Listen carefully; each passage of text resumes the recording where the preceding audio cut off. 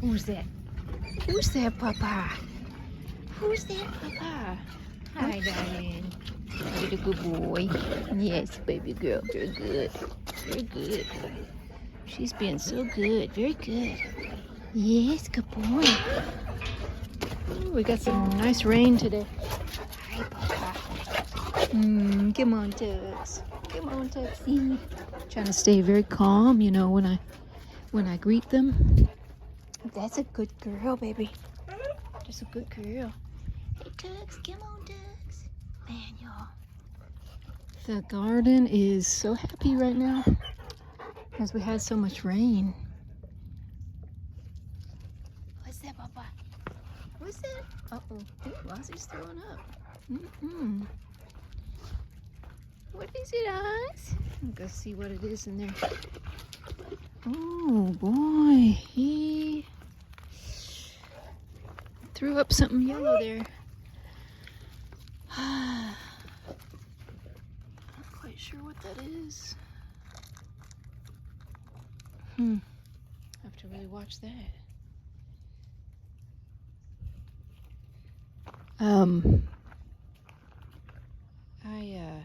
I'll look on the doggy cam, see if he ate anything. You know, I got cameras on these dogs all day long, inside and outside, so that because one time I had a UPS driver throw some kind of a treat to them, and I don't like that. I don't know what they're throwing them. So I actually let them know not to do that because I monitor that. So he could have just eaten, you know, some grass or something that is making his stomach upset. Hey, Papa.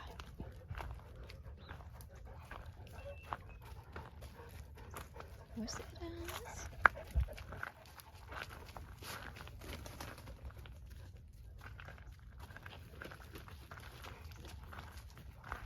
Come on, Tux.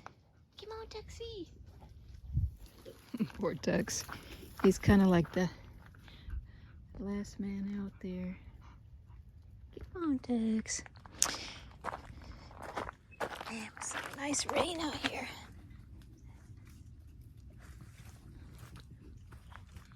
This is my favorite spot in the yard. Oh, it's so pretty.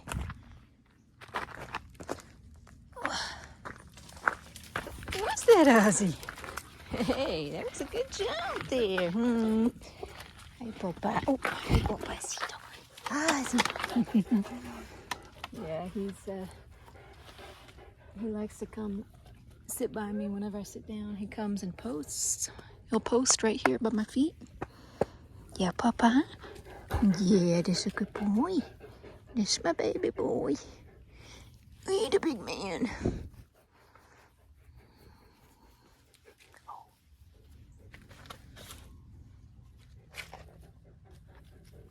In the wintertime, I fire up this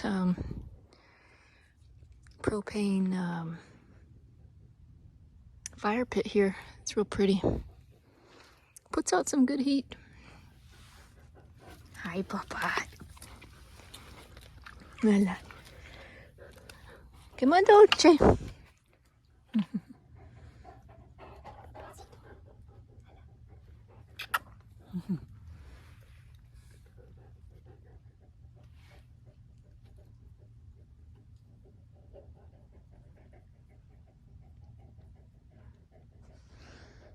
That's my bodyguard right there. Yeah. Couldn't find a better one. These dogs are super protective, you know. Very, very intuitive. And pretty accurate at reading people's body language. You know, that's what I've read, but I've also found it to be true so many times. They're very, very, very alert to any kind of change in their environment, anything new, anything that's not supposed to be there. They'll alert you to it right away.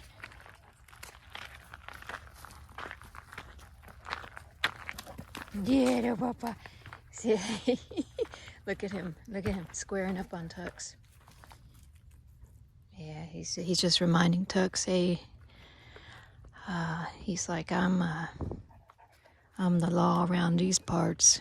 Hey, Tux. Tux is a good sport about it. Tux is like, I don't want no trouble. I'm not looking for any trouble. We don't want no trouble around here. Yeah, Tuxie. He's a good boy. Tux was my rescue. Pit lab. What's that, Oz? Come on, Dolce. Come on, Dolce, girl. Oh, she's being so good. Oh, here's something. Speaking of that, that little throw up that Ozzy had, reminded me. If y'all haven't heard this before, I recently learned it. Well, a couple years back, when Ozzy was a puppy. The neighbors in my old neighborhood that I moved from, they had a compost pile that they would throw, dinner scraps. And Ozzy wandered around. I let him outside to pee, and he wandered around to that compost pile and ate something. And I got concerned because it smelled like garlic to me. And garlic is toxic to dogs, especially puppies. With the lower body mass index, it can really affect their liver. So anyways, I was doing some research and read one way to induce a vomiting in a dog, if you want them to throw something up that you think they may have ingested that's toxic, is to, and you can look up the ratio online, but you mix hydrogen peroxide with water. And man, it worked like a charm.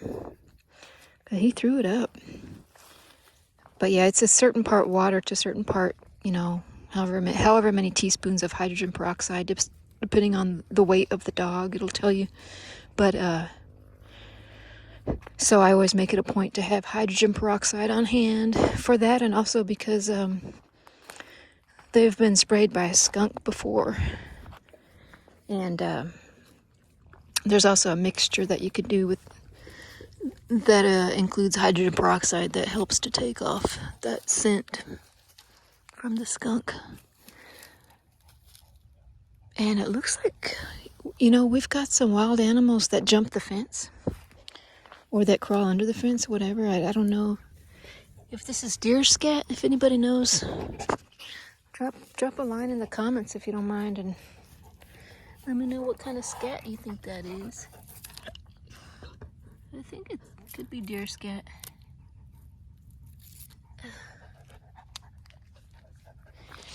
So yeah, these deers, man, these deers got some pretty big cojones. They know these big dogs live here, but they're pretty ballsy when it comes to testing their luck. They'll jump this fence. I've seen them in the perimeter of the property.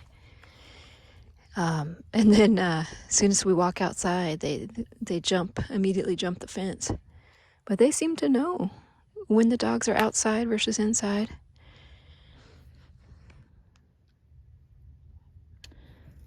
So interesting. But anyways, I'm going to enjoy this weather right now. Just got home from work. And it is absolutely gorgeous.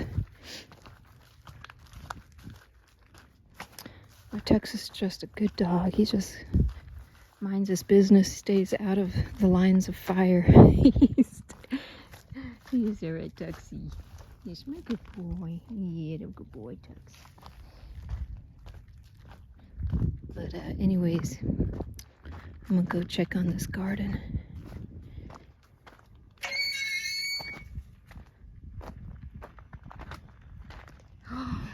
Oh man, y'all, this is one of my favorite natural. I didn't plant this. This grows all over the property. Wild. It's one of my top 10 favorite plants. It's called velvet leaf senna, and the leaves feel exactly like velvet. And they bloom in September. Right on time is when they bloom. Just started blooming. Isn't it gorgeous? Velvet leaf senna. Oh. Yeah, the reason I know now they bloom in September is because when I first looked at this property, it's almost a year since I've been living here. I moved in September, but last year, but the house was just being built and this was growing all over the raw land, all over this area. And it was just gorgeous. So I'm pretty excited. I got a volunteer that just popped up right here. So I didn't plant them at all. The birds helped with that. Hello, baby girl. So yeah. So this garden right here is doing great. This is the butterfly garden. Yes, a baby girl. Oh man, the lantana. Hi, darling.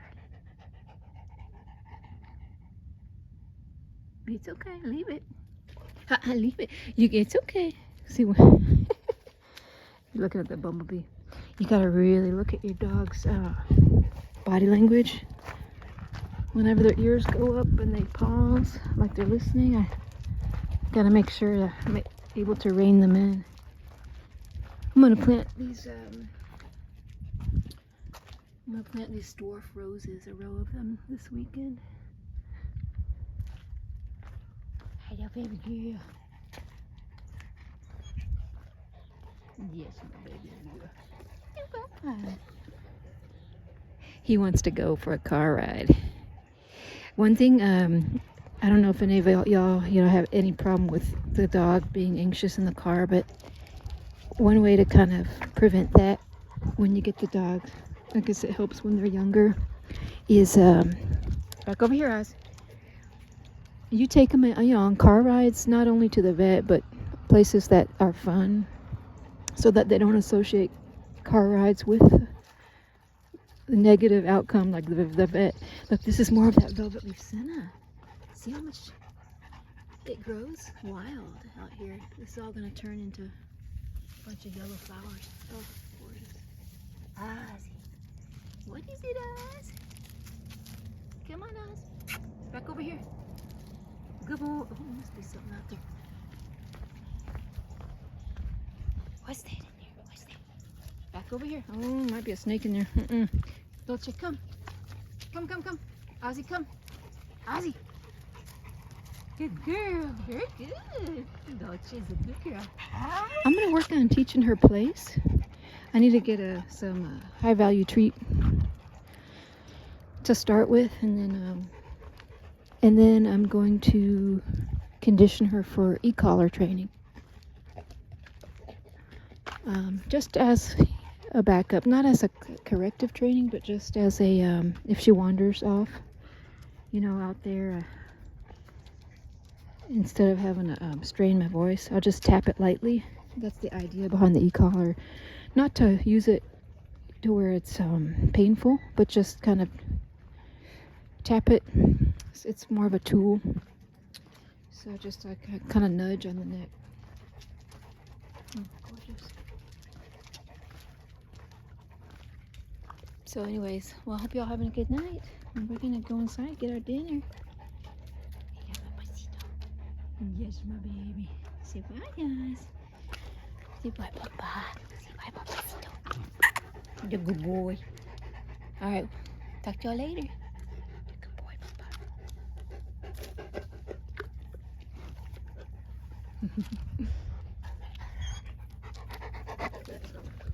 You're good.